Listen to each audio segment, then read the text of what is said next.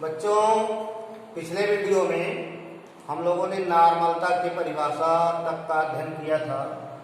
इस वीडियो में नॉर्मलता का गणितीय व्यंजक और अन्य सांद्रताओं का अध्ययन किया जाएगा।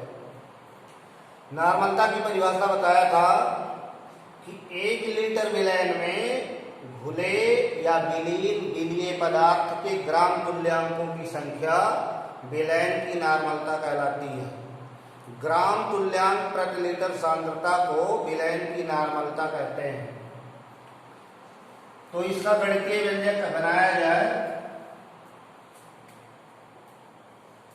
नॉर्मलता, नॉर्मलिटी,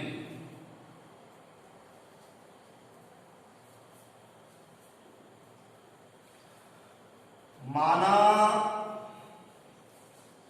20 मिलीलीटर विलयन में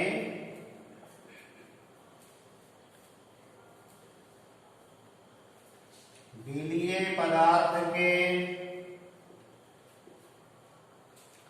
स्मॉल w ग्राम विलीन है।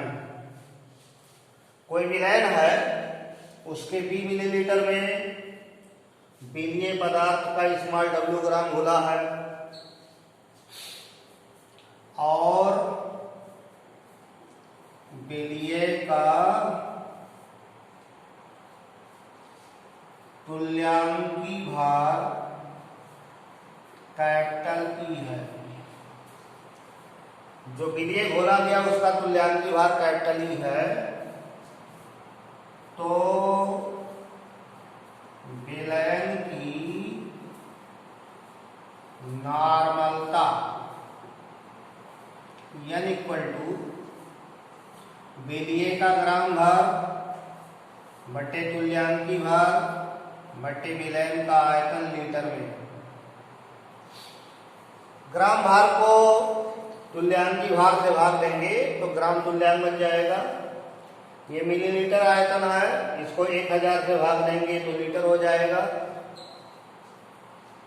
या नॉर्मलता n बराबर 1000 गुणे W बटे E गुणे V। तो किसी विलयन की नॉर्मलता आप इस गणितीय व्यंजक से ज्ञात कर सकते हैं। यह नॉर्मलता है W विलीय पदार्थ का ग्राम भार, E उसका तुल्यांकी भार, V विलयन का आयतन मिलीलीटर में। इसके पश्चात कुछ पदार्थों का तुल्यांकी भार आपको बताते हैं। तुल्यांकी भार का ज्ञान इसमें आवश्यक है। जैसे एसिड जो है, अम्ल जिसको कहते हैं, एसिड्स,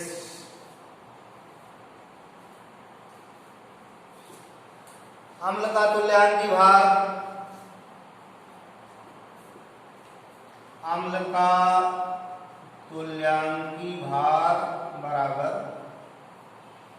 अणुभार बटे क्षारकता। क्षारकता का तात्पर्य है विस्थापनीय हाइड्रोजन परमाणुओं की संख्या। किसी अम्ल से कितने हाइड्रोजन परमाणु आयन के रूप में विस्थापित होते हैं उसे क्षारकता कहते हैं। तो अम्ल की क्षारकता और अम्ल का अणुभार, अगर ये ज्ञान है आपको तो अणुभार को क्षारकता से भाग देंगे तो तुल्यांकी भार मिल जाएगा। HCl एक मोनोबेसिक अम्ल है। HCl का तुल्यांकी भार बराबर HCl का अणुभार 36.5 और इसमें रिप्लेसेबल हाइड्रोजन 1 है तो ये इसकी क्षारकता है। तो 1 से डिवाइड कर देंगे तो 36.5 ही होगा। H2SO4 डाइबेसिक है। H2SO4 द्विक्षारकीय अम्ल है। इसमें से 2 हाइड्रोजन विस्थापनीय हैं इसलिए इसका तुल्यांकी भार अणुभार बटे 2 होगा। 98/2 49 आएगा। नाइट्रिक अम्ल है HNO3। नाइट्रिक अम्ल की क्षारकता 1 है, रिप्लेसेबल हाइड्रोजन 1 है। इसका तुल्यांकी भार अणुभार बटे क्षारकता। अणुभार निकालने के लिए 1 हाइड्रोजन, नाइट्रोजन का परमाणु भार 14, 3 ऑक्सीजन है 16 3 48 और क्षारकता 1 है। इसको जोड़ दिया जाए 8 4 12 1 13 4 1 5 1 6 63। नाइट्रिक अम्ल का तुल्यांकी भार 63 आएगा। इस तरह अम्लों के तुल्यांकी भार अणुभार बटे क्षारकता करके ज्ञात कर सकते हैं।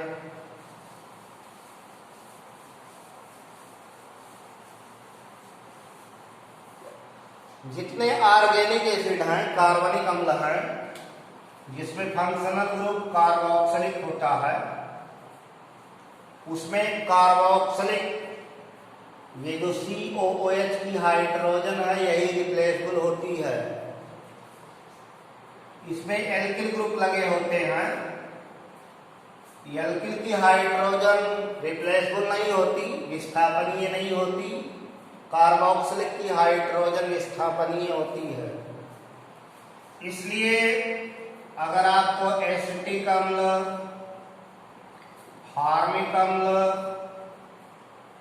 प्रोपियोनिक अम्ल इस तरह के अम्ल मिलते हैं तो उनकी क्षारकता 1 रहेगी, क्योंकि कार्बोक्सिलिक ग्रुप 1 है। तो इन सब की क्षारकताएं 1 हैं। अणुभार को 1 से भाग देंगे, इसलिए जितना अणुभार होगा उतना तुल्यांकी भार होगा। इसी प्रकार क्षारों के केस में तुल्यांकी भार की गणना इस प्रकार करेंगे, जैसे NaOH है, KOH है, CaOH का ट्वाइस है, NH4OH है, sodium hydroxide, potassium hydroxide, calcium hydroxide, ammonium hydroxide, इसे कास्टिक सोडा कहते हैं, कास्टिक पोटास है, ये चूना है, बुझा चूना या चूने का पानी। तो क्षारक का तुल्यांकी भार बराबर अणुभार बटे अम्लता। किसी बेस का तुल्यांकी भार ज्ञात करने के लिए अणुभार को उसके अम्लता से डिवाइड करेंगे। अम्लता का तात्पर्य है विस्थापनीय हाइड्रॉक्सिल समूहों की संख्या। NaOH आयोनाइज होकर एक सोडियम आयन, एक हाइड्रोक्साइड आयन लेता है, तो कास्टिक सोडा की अम्लता 1 बताई जाएगी। तो NaOH का तुल्यांकी भार, NaOH का अणुभार, सोडियम इसमें परमाणु भार 23, ऑक्सीजन का 16, हाइड्रोजन का 1 और जो अम्लता है वो विस्थापनीय हाइड्रोक्साइड आयनों की संख्या है। तो 1 से डिवाइड कर देंगे तो ये 40 हो जाएगा। NaOH का तुल्यांकी भार 40 बताया जाएगा। KOH है कास्टिक पोटास, आयोनाइज होगा पोटेशियम आयन, हाइड्रोक्साइड आयन, इसकी अम्लता 1 बताएंगे हाइड्रोक्साइड आयन की। यहाँ हाइड्रोक्साइड आयन 1 निकल रहा है, इसलिए कास्टिक पोटास की अम्लता 1 रहेगी। तो KOH का तुल्यांकी भार बराबर अणुभार बटे अम्लता अणुभार निकालने के लिए पोटेशियम का परमाणु भार 39, ऑक्सीजन का 16, हाइड्रोजन का 1 और 1 से डिवाइड कर देंगे तो ये आएगा 56, 56। ये जोड़ लेंगे 9 6 15 1 16 के 6 1 3 1 4 1 5 तो कास्टिक पोटास का 56 आएगा। तो इस तरह क्षारकों का तुल्यांकी भार आप ज्ञात कर सकते हैं। ऐसे धातु कार्बोनेटों का तुल्यांकी भार निकालते हैं। कोई मेटल कार्बोनेट्स है, उसका तुल्यांकी भार ज्ञात करने के लिए ये देखा जाएगा कि मेटल कार्बोनेट का 1 मोल कितने मोल HCl से रिएक्शन करता है। जितने मोल HCl से रिएक्शन करता है उससे धातु कार्बोनेट के अणुभार को डिवाइड कर देंगे तो आपको धातु कार्बोनेट का तुल्यांकी भार मिल जाएगा। जैसे सोडियम कार्बोनेट है, HCl से रिएक्शन लिखिए, बैलेंस इक्वेशन, तो सोडियम क्लोराइड बनेगा, कार्बन डाइऑक्साइड और H2O। अब 1 मोल सोडियम कार्बोनेट से 2 मोल HCl रिएक्शन किया तो इस 2 से इसके अणुभार को डिवाइड करेंगे क्योंकि इसके 1 मोल से इसका 2 तुल्यांक रिएक्शन कर रहा है तो 1 तुल्यांक इसका इसके जितने भार से रिएक्शन करेगा वो तुल्यांकी भार कहलाएगा। 2 पदार्थ आपस में रिएक्शन करते हैं तो उनके बराबर तुल्यांक या बराबर मिली तुल्यांक खर्च होते हैं। HCl का 2 मोल इसके 1 मोल से रिएक्शन किया है लेकिन ये 2 मोल 2 तुल्यांक के बराबर है तो इसका 1 मोल 2 तुल्यांक हो जाएगा। तो 1 तुल्यांक निकालने के लिए अणुभार को 2 से डिवाइड करेंगे। सोडियम कार्बोनेट का तुल्यांकी भार बराबर अणुभार बटे 2। सीधा इसका हिसाब है कि धातु कार्बोनेट जितने मोल HCl से रिएक्शन करता हो कार्बोनेट के अणुभार को उतने से डिवाइड कर दीजिए, आपको तुल्यांकी भार मिल जाएगा।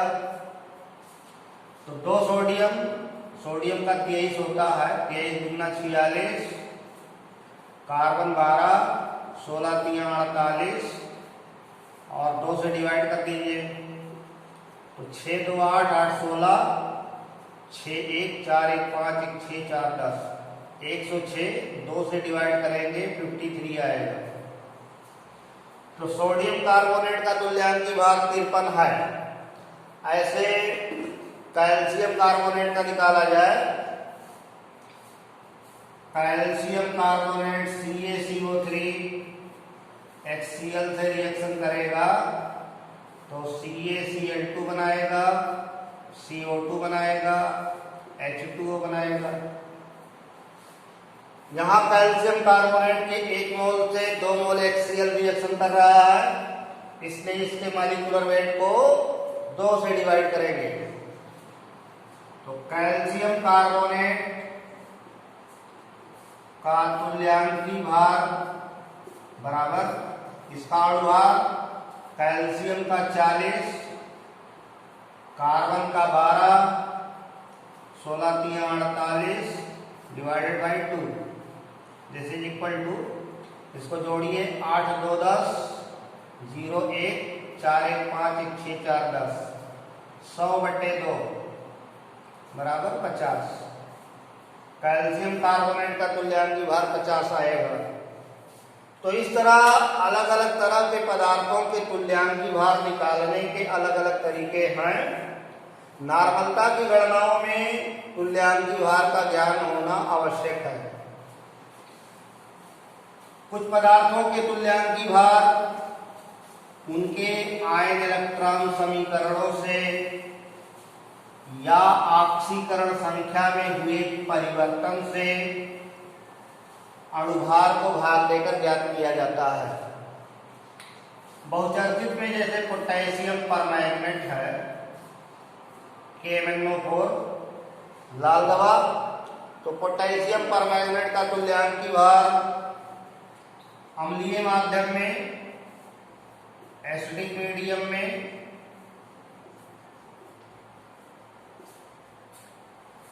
इसके लिए आपको जानकारी रखना होगा कि एसिडिक मीडियम में पोटेशियम परमैंगनेट बदलता है मैग्नस सल्फेट में, MnSO4 में।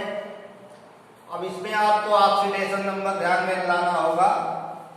पोटेशियम की ऑक्सीकरण संख्या 1, ऑक्सीजन की 2, 4 ऑक्सीजन, 4 दूनी 8 में से 1 घटाओ 7 आएगा। यहाँ मैग्नीज की 7 है और MnSO4 में Mn+2 में, सल्फर +6 में, ऑक्सीजन -2 में। तो मैग्नीज की ऑक्सीकरण संख्या बदल रही है 7 से 2। ऑक्सीकरण संख्या में परिवर्तन 5 यूनिट का है। तो ये जानकारी हो, या आपको आयन इलेक्ट्रॉन इक्वेशन जैसे परमैंगनेट आयन है, permanganate ion +8H+ +5 electron, this is equal to Mn2 +4H2। ये आयन इलेक्ट्रॉन इक्वेशन है, बैलेंस इक्वेशन है। 1 manganese 8 hydrogen 8 hydrogen, 4 oxygen 4 oxygen, 4 की बैलेंस है। 8 एकन्यम 8 प्लस ये हो गया 1 माइनस और 5 माइनस, 5 1 6 माइनस और 8 प्लस, तो 2 प्लस आया और इधर 2 प्लस, बैलेंस है। इसमें जितने इलेक्ट्रॉन दिख रहे हैं उन इलेक्ट्रॉनों की संख्या से अणुभार को डिवाइड कर दीजिए। तो अम्लीय माध्यम में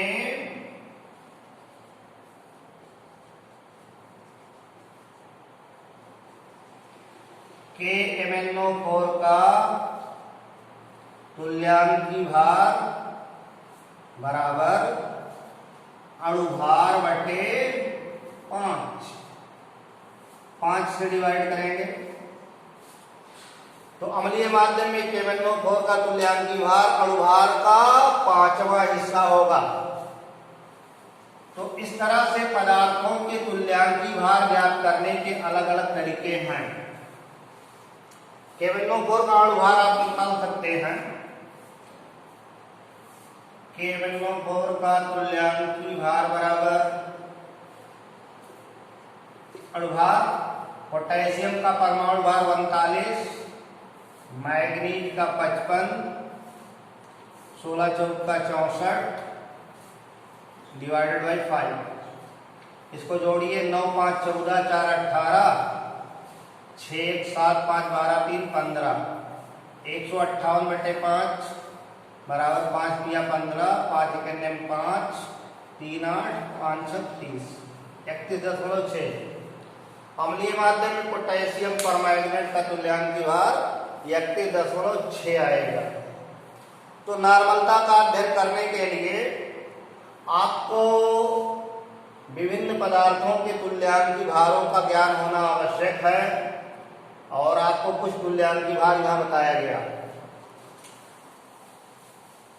नॉर्मलता का सीधा पैटर्न है, ग्राम तुल्यांक प्रति लीटर सांद्रता को नॉर्मलता कहते हैं। विलयन के 1 लीटर में किसी पदार्थ के जितने ग्राम तुल्यांक घुले हों उसे विलयन की नॉर्मलता कहते हैं। जैसे कहीं यन लिखा हो, यन विलयन NaOH, तो यहां 1 माना जाएगा। एक नॉर्मल विलयन सोडियम हाइड्रोक्साइड का। एक नॉर्मल का अर्थ लगाएंगे कि 1 ग्राम तुल्यांक प्रति लीटर।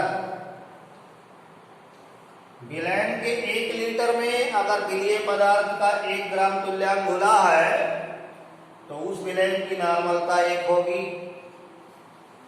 अगर n 1/5 विलयन है NaOH का, तो इसका अर्थ आप लगाएंगे कि 1/5 ग्राम तुल्यांक प्रति लीटर। 1/5 का मतलब 0.2 हो गया, 0.2 ग्राम तुल्यांक प्रति लीटर। ग्राम तुल्यांक को ग्राम बनाना हो तो तुल्यांकी भार से गुणा कर दिया जाए। अभी पढ़ा गया कि NaOH का तुल्यांकी भार 40 है, तो अगर यहां लिया जाए तो 40 का गुणा करेंगे तो 40 हो जाएगा। तो 1 लीटर में अगर NaOH का 40 ग्राम घुला है तो विलयन एक नॉर्मल होगा। यहां 40 का गुणा करेंगे तो 8 का आएगा, तो 8 ग्राम अगर 1 लीटर में घुला हो तो वह विलयन 1/5 नॉर्मल होगा। तो ग्राम तुल्यांक प्रति लीटर विलयन यानी प्रति लीटर विलयन में जितने ग्राम तुल्यांक घुले हैं उसे विलयन की नॉर्मलता कहते हैं। जैसे एक न्यूमेरिकल आपको बताते हैं, 4 ग्राम NaOH को घोलकर 4 ग्राम NaOH को घोलकर विलयन का कुल आयतन, विलयन का कुल आयतन 250 मिलीलीटर कर दिया गया।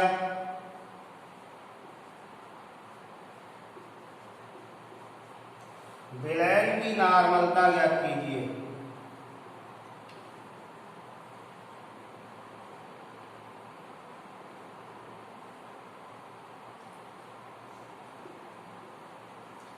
तो नॉर्मलता आपको ज्ञात करना है। 4 ग्राम NaOH लेकर के फ्लास्क में जल मिलाया गया, घोला गया और फिर जल मिलाकर आयतन 250 मिलीलीटर कर दिया गया। आपसे पूछा जा रहा है कि विलयन की नॉर्मलता क्या है। तो इसमें देखिए दिया है 4 ग्राम पदार्थ है, W 4 ग्राम हो गया। विलयन का आयतन 250 मिलीलीटर और NaOH है, तो NaOH का तुल्यांकी भार आपको बताया अभी 40 होता है। अब इस आधार पर आप नॉर्मलता निकाल दीजिए। नॉर्मलता N बराबर 1000 गुणे W बटे E गुणे V। 4 ग्राम घोला गया है, तुल्यांकी भार 40, आयतन 250। अब 250 चौका 1000 और यहां काट दिया जाए, ये 10 आया, 4 1 4, 4 9 40, 10 से 4 को डिवाइड करिएगा तो 0.4 नॉर्मल, 0.4 नॉर्मल विलयन आएगा। 0.4 नॉर्मल का मतलब है 0.4 तुल्यांक प्रति लीटर। इस तरह नॉर्मलता के सवाल सॉल्व किए जाते हैं। बच्चों, इस वीडियो में हम लोग इतना अध्ययन किए, शेष अगले वीडियो में अध्ययन किया जाएगा। धन्यवाद।